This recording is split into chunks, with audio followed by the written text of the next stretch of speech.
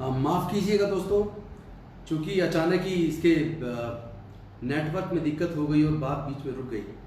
तो मैं बात कर रहा था डाटा की। यूनिवर्सिटी के बाद मैं आता हूँ। देश के अंदर टोटल 89 सेक्रेटरी की पोस्ट है। 89 पोस्ट में से केवल 84 या 85 पोस्टों अपर कास्ट के पास हैं और 2 या 3 पोस्ट केवल SC ST के पास है और OBC का कोई है नहीं। तो चूंकि पूरे देश की निर्धारित करने वाली जो पॉलिसी निर्धारित करने वाले लोग हैं वो लगभग 92% अपर कास्ट के लोग हैं, उसके बाद भी देश, अगर देश की आर्थिक स्थिति दुनिया के मुकाबले पर हम इतने पीछे हैं, अगर दुनिया को कम्पीट करके हम आगे नहीं आ पा रहे हैं, जबकि अब से 2000 साल पहले हमारे देश की अर्थव्यवस्था दुनिया में दूसरे नंबर पे थी चाइना के बाद, लेकिन आज हम कहाँ खड़े हैं। तो आज जो लोग मेरिट की बात करते हैं उनको ये बात समझ आ जानी चाहिए कि जब सारे 89 में से 85 पोस्ट पर अपर कास्ट के लोग सेक्रेटरी की पोस्ट पे बैठे हैं, तो फिर मेरिट पे प्रश्न चिन्ह किसकी पे लगेगा। फिर आप रिजर्वेशन को उसके लिए दोषी कैसे ठहरा सकते हैं, जब सुप्रीम कोर्ट और हाई कोर्ट्स के अंदर 90% से ज़्यादा अपर कास्ट के जजेज हैं। फिर मेरिट का जो प्रश्न वो कहाँ चला गया। फिर जो मेरिट किसकी बिगड़ रही है, जब देश को आप चला रहे हैं तो आपकी बिगड़ रही है। इसका दोष आप रिजर्वेशन वाले लोगों को नहीं डाल सकते। आज आप देखिए मेडिकल के अंदर कितनी बड़ी मात्रा में पूरे देश के अंदर मेडिकल कॉलेज और लॉ के कॉलेजेस, मैनेजमेंट कॉलेजेस हजारों की मात्रा में सारे हाईवेज पे खुल गए। उधर जो मेडिकल काउंसिल उसके लिए परमिशन देती है मेडिकल कॉलेज खोलने के लिए, और लॉ कॉलेज खोलने के लिए बार काउंसिल परमिशन देती है। एक के बाद एक बाढ़ आ गई है ऐसे कॉलेजेस खुलने की जहाँ पैसे के आधार पे एडमिशन्स बड़ी मात्रा में होते हैं।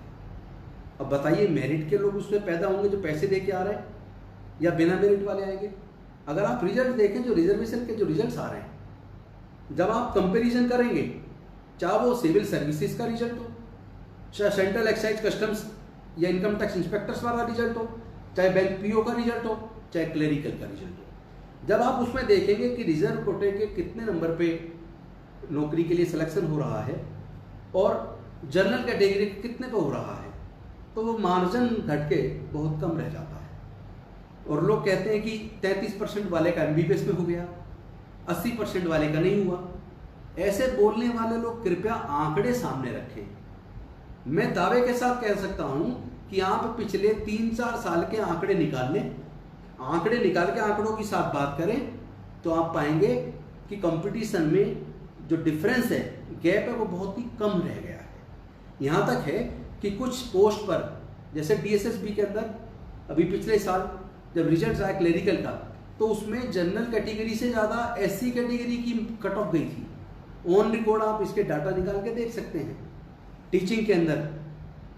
और इसके साथ साथ अलग अलग आंकड़े आप निकाल के देखिए, सिविल सर्विसेज के देखिए, उसमें देखिए कि रिटन टेस्ट के अंदर SC कैटेगरी के लोगों के नंबर कितने गए, OBC के कितने, ST के कितने, और जनरल कैटेगरी के नंबर रिटन में कितने, और इंटरव्यू के अंदर उनको कितने नंबर मिल रहे हैं और इनको कितने नंबर मिल रहे हैं। पक्षपात कहाँ कहाँ नहीं होता। जितनी इंडस्ट्रीज हैं उसके अंदर जो नौकरी करने वाले लोग हैं वो कौन है, जो इंडस्ट्री के मालिक है वो भाई भतीजावाद चलता, अपने रिश्तेदार को लगा देते हैं। जितना मीडिया है वहाँ पे आप देख लीजिए, दलितों की, आदिवासियों की, अति पिछड़े वर्ग के लोगों की वहाँ एंट्री बैन है। 90% तो अपर कास्ट के पास ही मीडिया, चाहे वो हाई कोर्ट हो, चाहे सुप्रीम कोर्ट हो, चाहे मीडिया हो। और इसके साथ साथ जितने private engineering college, medical college, aided school, private school, उसके अंदर जो टीचर भर्ती होते हैं उसका आंकड़ा उठा के देख लीजिए, उसमें SC ST OBC का लोग तो आते ही नहीं है, क्योंकि वो रिजर्वेशन को लागू ही नहीं करते। वो कहते हैं हमारा प्राइवेट इंस्टीट्यूट है, वहाँ तो 100% आपके पास है। फिर आपका रिजल्ट कैसा है, फिर आपके लोग इतने काबिल क्यों नहीं निकल रहे हैं, ये प्रश्न चिन्ह लगाता है। तो रिजर्वेशन ये अघोषित रिजर्वेशन है। आप डाटा चेक कर लीजिए, जितनी वैकेंसीज 4th क्लास की supreme court, high court, district courts के अंदर निकलती हैं, उसके अंदर चूंकि कोई टेस्ट नहीं है, और जहां भी रिटन टेस्ट नहीं है, जहां केवल इंटरव्यू से सिलेक्शन होता है, वहां कौन लोग सेलेक्ट होते हैं, वहां तो SC ST OBC के लोग एंट्री नहीं कर पाते, बहुत नाम मात्र को, क्योंकि एक्सेप्शन आ रही अंदर आ जाइए। जो professor, associate professor, assistant professor का जो सिलेक्शन होता है वहाँ पे कोई रिटन टेस्ट तो है नहीं, और चूंकि रिजर्वेशन कोई है नहीं, ऊपर लेवल पे बहुत कम है, और वो भी पिछले कुछ समय से लागू हुआ है, तो वहाँ चूंकि रिटन टेस्ट नहीं है और पूरा का पूरा इंटरव्यू बेस्ड है, तो वहाँ पे इंटरव्यू बॉडी में बैठने वाले लोग, वहाँ पे भी भाई भतीजावाद होता है। चाहे तो उनके द्वारा जो थीसिस है उसको देख के, जिस सब्जेक्ट में उन्होंने रिसर्च किया है, डॉक्टरेट किया है, उसी सब्जेक्ट पे उनसे सवाल पूछ के देखिए तो पता लगेगा, वो बगले झांकने लगते हैं। ऐसा लगता है जैसे कि उन्होंने जो पीएचडी की है वो नकल मार के उनको ही खुद सारी चीज़ें अवेलेबल करा दी और उसी को टेप के बना के जमा कर दिया हो। इसीलिए वो बगले झांकते, जवाब नहीं दे पाते कि जिस सब्जेक्ट से उन्होंने पीएचडी की उस सब्जेक्ट के बारे में जो सवाल पूछते तो जवाब नहीं दे पाते। ज़्यादातर लोग, सबके बारे में नहीं कह रहा हूँ मैं। इसका मतलब क्या, वहाँ मेरिट कहाँ गई? जहाँ जहाँ इंटरव्यू के बेस पर सिलेक्शंस होते हैं, जहाँ जहाँ आउटसोर्स होता है, वहाँ तो कोई रिजर्वेशन नहीं है। तो मैं ये कहना चाहता हूँ कि रिजर्वेशन को देखा जाए तो ना केवल कोर्ट्स ने डाइल्यूट किया है, एक जजमेंट नहीं है, अनेकों जजमेंट है। मैं ये रिजर्वेशन एंड कंसेशंस स्वामी की ये बुक पढ़ रहा था, इसके साथ साथ मैं अभी भारत के संविधान को पढ़ रहा था, इसके साथ साथ जो जजमेंट अभी आई है कोर्ट की, ये जजमेंट पूरी मैंने पढ़ी है। एम नागराजन की जजमेंट मैंने पढ़ी है, यूपी पावर हाउस और यूपी पीडब्ल्यूडी वाले केस में जो अपील देनी है उसको पढ़ा है, और जो ये कई सारी अपील्स को, स्पेशली पिटीशंस को जो इकट्ठा करके, और ये जो अभी लेटेस्ट जजमेंट आई है,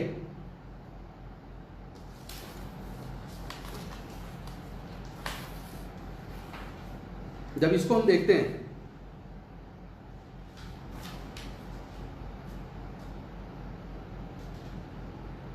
इसमें 2 जज बेंच की जजमेंट है। इस जजमेंट को पढ़ने के बाद जो Mukesh Kumar versus state of Uttarakhand, इस जजमेंट को जब मैं पढ़ रहा था तो उसमें कई सारे जो पहले नीचे जजमेंट हुए हैं उनमें कुछ अपील में आए, कुछ रिव्यू के अंदर आए, कुछ स्पेशल लीव पिटीशन चली है, उनको क्लब करके जजमेंट हुआ। तो ये बीच में पढ़ने में आता है कि एक निर्णय कांग्रेस की सरकार ने 2012 में लिया कि प्रमोशन के अंदर हम लोग रिजर्वेशन नहीं देंगे उत्तराखंड में। उसके बाद कुछ लोग हाई कोर्ट चले गए, हाई कोर्ट ने उनके फेवर में जजमेंट दिया कि उनको आप रिजर्वेशन दे दो, क्योंकि क्लब होके ही सारी अपील्स आ रही हैं। तो इसके बाद क्या हुआ, इसी बीच वहाँ पे भारतीय जनता पार्टी की सरकार आ गई। भारतीय जनता पार्टी की सरकार ने हाई कोर्ट के जजमेंट के हिसाब से रिजर्वेशन देने की बजाय उन्होंने सुप्रीम कोर्ट में एसएलपी डालना प्रेफर किया, और एसएलपी डालने के बाद बीजेपी की सरकार ने जिस तरह के आर्ग्यूमेंट्स वहाँ पे मुकुल रोहतगी और एक और सीनियर वकील साहब ने रखी, पूरी की पूरी एज इट इज उनके आर्ग्यूमेंट्स को मान लिया। इंदिरा सानी वर्सेस यूनियन ऑफ इंडिया के अंदर जो कहा, उसके बाद एक प्रिंसिपल लेट डाउन किया गया एम नागराज जजमेंट पे, जिसमें 3 प्रिंसिपल लेट डाउन किए, जिन 3 प्रिंसिपल पे काम होना था, इस पे सर्वे होना था, डाटा बनना था, एडिक्वेट रिप्रेजेंटेशन है या नहीं है, साथ में ये भी देखना था कि जो बैकवर्डनेस है वो किस लेवल की है। वो सारी चीज़ें अब कोर्ट ने तो यहाँ तक डिसाइड कर दिया कि सरकार की मर्जी ना करे, कोई वो डाटा भी इकट्ठा ना करे, वो चाहे तो कोई सर्वे भी ना कराए, पूरी तरह सरकार के ऊपर छोड़ दिया। तो एक तरफ जजमेंट कहती है कि ये सरकार की जिम्मेदारी, हम इसमें इंटरफेयर नहीं करेंगे, और दूसरी तरफ जब कोई रिजर्वेशन के फेवर में कोई निर्णय सरकार करती है तो उसके खिलाफ जब कोई कोर्ट में जाता है तो फिर कोर्ट उसको एंटरटेनमेंट करती है। तो ये 2 तरह का रवैया देखने में कोर्ट्स का आ रहा है, जिससे ऐसा लगता है कि कहीं ना कहीं एक प्रीजुडिशनेस नजर आते हैं। चूंकि क्रिटिकली एनालिसिस करते हैं जजमेंट्स को पढ़ने के बाद, मैं किसी एक जज के खिलाफ कोई टिप्पणी नहीं करना चाहूँगा, लेकिन क्रिटिकल एनालिसिस करने का अधिकार सबको, जजमेंट्स को, तो मैंने तमाम जजमेंट्स पढ़ के देखी हैं। उन जजमेंट्स को पढ़ने के बाद मैं पाता हूँ कि कहीं ना कहीं पक्षपात बहुत बड़ी मात्रा में हो रहा है। तो आज का जो विषय है कि ये क्या जातिवाद देश से खत्म हो गया? अगर जातिवाद खत्म हो गया हो तब रिजर्वेशन को खत्म करने की बात की जाए तो हम एक बार को कह सकते हैं ठीक है, संसाधनों में हिस्सेदारी दो, व्यापार में हिस्सेदारी दो, एग्रीकल्चर लैंड में हिस्सेदारी दो, तब हम एक बार को कह सकते हैं कि धीरे धीरे अब रिजर्वेशन को हम लोग खुद ही छोड़ देंगे। लेकिन उससे पहले जातिवाद को खत्म करने के लिए तैयार हो जाओ, और जो प्राकृतिक संसाधन है, नेचुरल रिसोर्सेज और लैंड है, एग्रीकल्चर लैंड या व्यापार है, उसमें तो हिस्सेदारी दो। तो आप हिस्सेदारी भी नहीं दोगे, जातिवाद भी खत्म नहीं करोगे, और ऊपर से रिजर्वेशन खत्म करने की बार बार बात करोगे, मेरिट पे बार बार सवाल करोगे, जब तथ्य देने की बात करेंगे तो तथ्य भी नहीं देंगे। जैसे मैं एग्जांपल के तौर पे कहता हूँ, आप लोग कहते हैं कि रिजर्वेशन से लोग आए हैं इसीलिए ऑपरेशन के अंदर तरह तरह की फला फला चीजें पेट के अंदर छोड़ दी। मैं कहता हूँ कोई एक केस बता दो जिसमें रिजर्व कोटे के डॉक्टर ने ऑपरेशन के अंदर करते वक्त पेट में कुछ छोड़ दिया हो। क्योंकि अगर रिजर्व कोटे के किसी डॉक्टर ने छोड़ा होता तो ये बहुत बड़ा मुद्दा बनता, अखबारों की सुर्खियां बनता। क्योंकि वैसे भी media SC ST OBC minorities के मुद्दे पर किस तरह नकारात्मक रवैया अपनाता है, किस तरह उसके एंकर ऐसे बिहेव करते हैं जैसे कि गुंडे हों। मतलब वहाँ पे कोई तथ्यों की परख नहीं होती, वहाँ पे सब लोगों को अपनी बात रखने का भी मौका नहीं दिया जाता। और जो लोग उस सब्जेक्ट की नॉलेज रखते हैं उन लोगों को बुलाया भी नहीं जाता। अपने चूज किए हुए लोगों को बुलाते हैं और लीपा पोती करके ये भी कहते हैं कि आप बोलिए, और उसके बाद उसको अगर कोई बोलता है रीजनेबली फिर उसको बोलने भी नहीं देते। तो मीडिया के माध्यम से SC ST OBC के मुद्दे को तो दबाया जाता है और कहीं ना कहीं इन वर्गों को कमजोर करने की साजिश आज मीडिया का इस्तेमाल करके अब प्रकाश के लोग कर रहे हैं। और मैं समझता हूँ कि अब हमें सवाल लेने चाहिए, क्योंकि ये मुद्दा ऐसा है कि इस पर मुझे लगता है घंटों चाहिए, तब कहीं जाके एक एक तथ्य सामने रख के हम कर पाएंगे। क्योंकि जो भी पक्षपात होता है, जो भी शोषण होता है, चाहे पायल तड़वी के साथ हुआ हो, चाहे रोहित वेमुला के साथ हुआ हो, चाहे IIT कानपुर के अंदर हमारे प्रोफेसर के साथ हुआ हो, चाहे अनेक केसेस हैं, उन केसेस को अगर मैं चर्चा करूं तो बहुत टाइम लगेगा। उन सारे केसेस में देखने में आता है कि उन सब के साथ जातिगत पक्षपात की वजह से, जातिगत एक प्रिजुडिशनेस की वजह से शोषण हुआ है। इसीलिए जाति जब तक, आरक्षण तब तक, ये बात हम लोगों ने कही है। अब मैं आता हूँ कुछ सवालों के ऊपर, जो सवाल हमसे लोग पूछ रहे हैं उन सवालों के हम जवाब देंगे। एक साथी ने सवाल किया है कि अभी अभी 5 जज बेंच की जजमेंट में जो हैदराबाद के अंदर जो ST के अंदर 100% का जो रिजर्वेशन दिया गया था उसके ऊपर चर्चा करने के लिए जब सुप्रीम कोर्ट के अंदर ये केस आया और सुप्रीम कोर्ट में उसमें इंटेंशनली और बिना कानून को पढ़े उन्होंने कहा कि आरक्षण तो केवल 10 साल के लिए दिया गया था। मुझे सच में पढ़ के बड़ा शर्म आई, दुख हुआ मन को कि सर्वोच्च न्यायालय में जो जजेज हैं कम से कम उनसे ये एक्सपेक्ट नहीं किया जाता कि वो कानून की पढ़े बिना प्रॉपर व्याख्या किए, बिना स्टडी किए कुछ भी ऐसे ही बोल दें। क्योंकि एक जनरल स्टेटमेंट होती है कि रिजर्वेशन तो 10 साल के लिए दिया गया था। आर्टिकल 334 ऑफ इंडियन कॉन्स्टिट्यूशन जो मैं अभी पढ़ रहा था, सरकारें पार्लियामेंट के माध्यम से हर 10 साल के लिए बढ़ाती हैं। लेकिन आर्टिकल 335 वो बोलता है रिजर्वेशन, और उसके बारे में कहीं भी 10 साल की कोई लिमिट नहीं बांधी गई है, बल्कि उसका आधार है कि जब तक जातिगत विषमता खत्म ना हो जाए, जब तक एडिक्वेट रिप्रेजेंटेशन ना मिल जाए, तब तक ये रिजर्वेशन चलता रहेगा। लेकिन उस जजमेंट के अंदर जिस तरह सुप्रीम कोर्ट की जजेज ने कैटेगरिकली कहा है कि 10 साल के लिए रिजर्वेशन हुआ था, तो वो पढ़ के बड़ा दुख हुआ कि ऐसा तो कहीं सुप्रीम कोर्ट कहीं भी हमारे संविधान के अंदर नहीं है। तो पहले तो रिजर्वेशन क्यों मिला, कब मिला, उसके आधार क्या थे, उसके कारण कौन से थे, उन सारे तथ्यों को पढ़ना और जानना और समझना जरूरी है। इससे पहले कि रिजर्वेशन के बारे में कोई भी एक टिप्पणी करे, कोई भी कुछ बोले, पहले उनको उसके कारणों को पढ़ना चाहिए कि उसके कारण क्या थे और जिन कारणों से रिजर्वेशन दिया गया था क्या वो कारण अब खत्म हो गए, क्या जातिगत शोषण खत्म हो गया, जो अब रिजर्वेशन खत्म करने की बात हो रही है, कि क्या वास्तव में मेरिट रिजर्वेशन की वजह से डाउन हो रही है या लोगों की खुद की नाकाबिलियत की वजह से डाउन हो रही है। ये एक सवाल है जिसको आप जब एक एक करके तथ्य पढ़ेंगे तो आप पाएंगे सच सामने दूध की तरह, और पानी और दूध की तरह सच एकदम सामने आ जाएगा। तो साथियों अब सवाल लेते हैं। पहला सवाल जो प्रशांत जी ने बॉम्बे से किया था, जो 10 साल के लिए रिजर्वेशन किया गया था, तो उसका जवाब मैं दे चुका हूँ। दूसरा सवाल देशराज जी ने किया है, ये दिल्ली से कर रहे हैं कि आपकी अपनी सरकार रिजर्वेशन प्राइवेट सेक्टर में क्यों लागू नहीं कर देती। तो पहले तो मैं बता दूं, हम करना चाहते हैं, हमारी इच्छा है, लेकिन दिल्ली के अंदर सर्विस डिपार्टमेंट अभी भी LG के माध्यम से केंद्र के पास है। सर्विसेज डिपार्टमेंट में कोई भी निर्णय लेने का अधिकार दिल्ली की चुनी हुई सरकार को नहीं है, और सर्विसेज डिपार्टमेंट हमें मिल जाए इसके लिए ऑलरेडी सुप्रीम कोर्ट में हम लोग लड़ रहे हैं।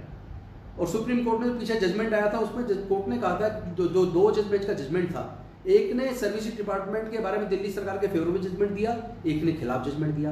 और उसके बाद ये तय हुआ कि अब 3 जज की बेंच गठित की जाएगी, उसको रेफर किया जाएगा, वो डिसाइड करेगी।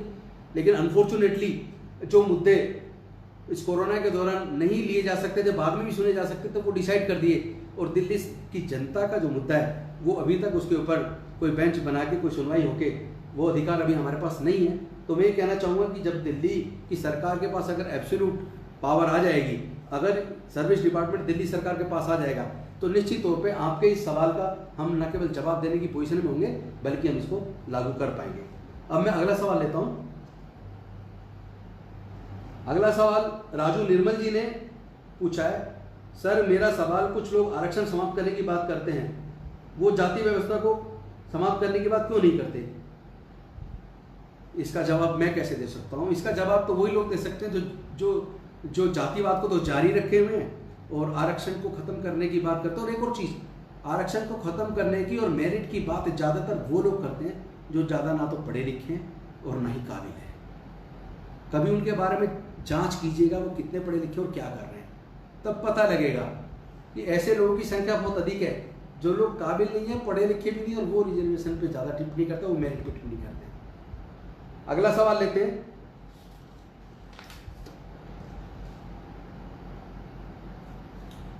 ये संजय जी गिटोरनी से हैं। पिछले 70 सालों में देश ने बहुत कुछ देखा, लेकिन समता के मूलभूत अधिकार को मूल रूप से लोगों को स्वीकारते हुए नहीं देखा। बराबरी से इंसान को इंसान के साथ चलने नहीं देखा। जातिगत भेदभाव को खत्म होते नहीं देखा। मुझे लगता है कोई सवाल नहीं है, ये तो हम और आप सब लोग रात रात दिन देख रहे हैं कि जातिवाद खत्म होने की बजाय अपना स्वरूप बदल रहा है। लोग कहते हैं मैं तो साथ में खाना खा लेता हूँ, उससे क्या हो रहा भाई, खाना खा लेता हूँ। मैं कहता हूँ क्या रोटी बेटी का रिश्ता सब लोग स्वीकार कर रहे हैं? क्या जातिगत आधार पर जो आज इंटरकास्ट मैरिजेज होती हैं, क्या जाति की वजह से हत्याएं नहीं हो जाती, मॉब लिंचिंग नहीं हो जाती, क्या हॉरर किलिंग नहीं हो रही है? तो इससे साफ जवाब मिल जाता है कि अभी अपर कास्ट लोग या जो जाति का घमंड जिनके अंदर है वो जाति को खत्म नहीं करना चाहते। तो यही आपका जवाब हो सकता है। अगला सवाल विवेक कुमार जी हैं बवाना से। आरक्षण का विरोध वह लोग करते हैं जिन्हें समाज की व्यवस्थाओं में अपना वर्चस्व और स्वामित्व दिखाई देता है और मानता है देश के सभी प्राकृतिक संसाधनों पर उनकी हिस्सेदारी रहनी चाहिए, जबकि इसके असली हकदार मूल निवासी हैं। क्या हमें अपनी भागीदारी के हिसाब से हिस्सेदारी मिलनी चाहिए या नहीं? ये तो आप जानते हैं कि मैं बार बार काफ़ी लंबे समय से डिमांड कर रहा हूँ कि प्राकृतिक संसाधन जैसे खेती की ज़मीन, जैसे तमाम तरह की खनिज पदार्थ की खाने, ये कोई माँ के पेट से लेकर पैदा नहीं हुआ। सैकड़ों साल पहले कुछ ताकतवर लोगों ने ज़मीन को कब्जा लिया और वो उस पर लगातार कब्जा उनका बना हुआ है। कुछ लोगों ने धर्म के आधार पे पूरे व्यवसाय को एक कुछ चंद जातियों के कब्जे में ले लिया और वो लगातार कब्जाए हुए हैं। तो ये तो मैं बार बार कहता हूँ कि हमारे लोगों को प्राकृतिक संसाधनों में और खेती की ज़मीन में हक मिलना चाहिए। जब वो मिल जाएगा, जब व्यापार में हमें मौका मिलेगा, तो निश्चित तौर पर हम इस लायक हो जाएंगे कि अपने आप ही हम फिर बात कर पाएंगे इस बात की कि रिजर्वेशन को कैसे छोड़ा जाए। लेकिन कैसे छोड़ दें जब तक इन सब क्षेत्रों में हमें हिस्सा नहीं मिल जाता, जब तक देश से जातिवाद को खत्म नहीं कर दिया था। अगला सवाल लेते हैं। यहाँ आपने सवाल अभी नोट किए ना? एक सवाल आया संजय निम जी की तरफ से, शिक्षा में चल रही नो डिटेंशन पॉलिसी को बंद किया जाए। संजय जी वैसे मैं आपको बता दूं, नो डिटेंशन पॉलिसी अभी पीछे सरकार ने बंद कर दी थी। केवल कोरोना की वजह से इस बार 8वीं तक को पास किया गया है और 9वीं और 11वीं को पास किया गया है। अदरवाइज अब नो डिटेंशन पॉलिसी जो जिस तरह पहली से 8वीं तक के बच्चों को ऐसे पास करने का जो सिस्टम था, जिसकी वजह से हमारा समाज बहुत ज़्यादा कमज़ोर हुआ है, अब उस स्थिति को बदल दिया गया है, तो वो ऑलरेडी खत्म हो चुकी है। एक सवाल आया ललित कुमार जी की तरफ से, sir we should stand up our youth for technology development. निश्चित तौर पर मैं मानता हूँ हम लोगों को अब, चूंकि रिजर्वेशन धीरे धीरे खत्म हो रहा है, धीरे धीरे अनेकों सरकारी संस्थान बिक रहे हैं, प्राइवेटाइज हो रहे हैं और बहुत सारी नौकरियां आउटसोर्स के थ्रू भरी जा रही हैं जहां रिजर्वेशन नहीं है। तो मैं समझता हूं अब हमें केवल रिजर्वेशन के ऊपर निर्भर नहीं रहना है, बल्कि इसके साथ साथ हम लोग को टेक्निकली साउंड होना चाहिए। हम लोग को धीरे धीरे ही सही, चाहे छोटे लघु उद्योगों के माध्यम से उद्योग के क्षेत्र में, व्यापार के क्षेत्र में धीरे धीरे एंट्री करनी चाहिए और आत्मनिर्भर बनने की दिशा में हमें अपने लोगों को बढ़ावा देना चाहिए। और सरकारों को चाहिए कि वो आसान शर्तों पे हमारे लोगों को धन मुहैया कराएं, लोन मुहैया कराएं, ताकि हम लोग प्राइवेट सेक्टर में धीरे धीरे अपना स्थान बना सकें और अपनी इच्छा से इस रिजर्वेशन रूपी जो एक स्टिग्मा बन गया है उसको हम लोग खुद छोड़ने के लिए तैयार हो जाएं। अगला सवाल लेते हैं, क्या आरक्षण में अयोग्य लोग नौकरी में आते हैं? वीके सिंह ग्वालियर से। तो सिंह साहब, मैं आपको बताना चाहता हूँ ये बिल्कुल गलत है। जो लोग रिजर्वेशन से आए हैं वो बिल्कुल काबिल लोग हैं। अगर इसका कोई सर्वे चूंकि अभी तक हुआ नहीं है, अगर सरकार इस बात का सर्वे करके कोई डाटा कलेक्ट करके देखे कि जो लोग रिजर्वेशन से आए थे 20 साल की नौकरी के बाद उनकी परफॉर्मेंस कैसी है, और जो लोग डायरेक्ट भर्ती जो हुए जनरल कैटेगरी से उनकी परफॉर्मेंस कैसी है, तो शायद इस बात का जवाब मिलेगा कि सबसे ज़्यादा जो काम का बोझ जिनके कंधों पे होता है, जिनको बहुत सारे ऑफिसर ज़्यादा काम जिनके सर पे लाद देते हैं, वो लोग कौन होते हैं? तो आपको पता लगेगा ज़्यादातर SC ST के लोग रात दिन पेले रहते हैं, जिनको काम का बोझ लाद दिया जाता है और वो लोग अपना काम ईमानदारी से, मेहनत से, पूरी एक इच्छा शक्ति के साथ अच्छी परफॉर्मेंस देते हुए पूरा कर रहे हैं। तो ये बिल्कुल कहना गलत होगा कि रिजर्वेशन से मेरिट कमज़ोर हो रही है, एफिशिएंसी कमज़ोर हो रही है। अगला सवाल डॉक्टर गजेंद्र जी की तरफ से है, जो लखनऊ से। उन्होंने पूछा है कि 33% वाले डॉक्टर बन जाते हैं और 80% वाले डॉक्टर नहीं बन पाते, जो जनरल कैटेगरीज होते हैं। मैं कहना चाहता हूं कि डॉक्टर साहब, क्या आपके पास कोई डाटा है? क्या आपने कभी कोई सर्वे किया है, या ऐसे ही हवा में आप सवाल पूछ लेते हैं? मैं आपसे निवेदन करता हूं, आप पिछले 5 साल का डाटा कलेक्ट कीजिए, अलग अलग यूनिवर्सिटीज़ के अंदर, या नीट का जो आ रहा है उसी का रिजल्ट देख लीजिए, जो नीट का पिछले साल का, उससे पिछले साल का, 3 साल का नीट का रिजल्ट निकाल के देख लीजिए, और 3 साल का सिविल सर्विसेज का रिजल्ट निकाल के देख लीजिए, और पिछले 3 सालों में और भी जिस तरह की नौकरियों में रिजल्ट आए हैं उनके, खासतौर पर जिसमें रिटन टेस्ट में, उनका आप डाटा निकाल के देखिए। और उसके बाद आप देखिए कि ये जो आप कह रहे हैं 33% से MBBS में एडमिशन हो जाता है, ये आप खुद शर्मिंदा हो जाएंगे जब आप उस रिजल्ट के डाटा को चेक करेंगे। तो आपको लगेगा कि आप झूठ बोल रहे थे, आपके पास करेक्ट कोई सही डाटा नहीं था, और आपने ऐसे ही हवा में किसी के कहने में आके कह दिया कि 33% से लोग डॉक्टर बन जाते हैं और 80% के जनरल कैटेगरी के नहीं बनते। क्योंकि वो जो गैप है वो बहुत ही कम रह गया है। धीरे धीरे ये बच्चे पढ़ लिख के आगे आ रहे हैं, अपनी मेहनत के दम पे अपने आप को, अपनी योग्यता को साबित कर रहे हैं। जैसे जैसे SC ST और OBC के बच्चों को जैसे जैसे अवसर मिल रहा है, जैसे जैसे वो पढ़ने लिखने में उनको मौका मिल रहा है, वैसे ही वो लोग अपनी मेहनत करके और इस रिजर्वेशन की वजह से धीरे धीरे उनकी एंट्री हो रही है, और वो लोग इतना अच्छा परफॉर्मेंस दे रहे हैं कि रिटन टेस्ट का दोनों का कंपटीशन अगर देखें रिजल्ट, तो आप पाएंगे कि जो रिजर्व कैटेगरी के बच्चे बहुत बढ़िया परफॉर्म कर रहे हैं और बहुत ज़्यादा गैप बचा नहीं है। अगर यही चलता रहा तो कुछ सालों के अंदर हम लोग अपनी योग्यता साबित करेंगे। क्योंकि अगर हम इतिहास की बात करें, जिसको अगर ऐतिहासिक तथ्य अगर मान लें, वैसे मैं नहीं मानता, लेकिन अगर मैं मान लूँ कि एकलव्य वाली बात सही है, मतलब वो इतिहास का हिस्सा है, तो किसने उसको शिक्षा दी थी? अपनी काबिलियत से। अगर हम एकलव्य जैसे एक धनुर्धर, जो दुनिया के बेस्ट धनुर्धर बन सकते हैं, इसका मतलब हमें मौका दीजिए। हमारे पास काबिलियत की कमी नहीं है, जब जब मौका मिलता तब तक हम लोग अपनी काबिलियत साबित करते हैं। चाहे टीना डाबे में सिविल सर्विसेज में टॉप करके किया हो, या आंध्रा के लड़के ने सिविल सर्विस में टॉप करके योग्यता साबित की हो, या JEE मेन के अंदर राजस्थान के लड़के ने टॉप करके अपनी।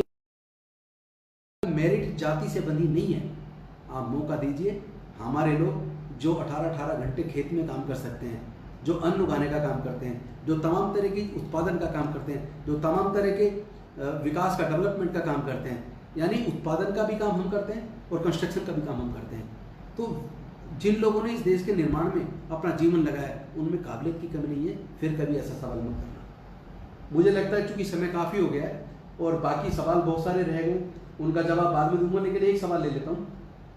एक सवाल पूछा गया है मिस्टर रवि नारा जी द्वारा, बैंकों का लाखों करोड़ रुपया कौन लेकर भाग गया?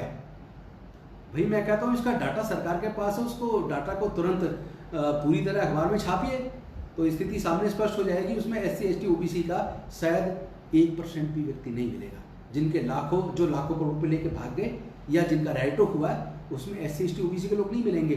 SC ST OBC के लोग मेहनत कश लोग हैं, अगर कर्ज लेते हैं तो पूरी ज़िंदगी उस कर्ज को चुकाते हैं। बहुत बहुत धन्यवाद साथियों।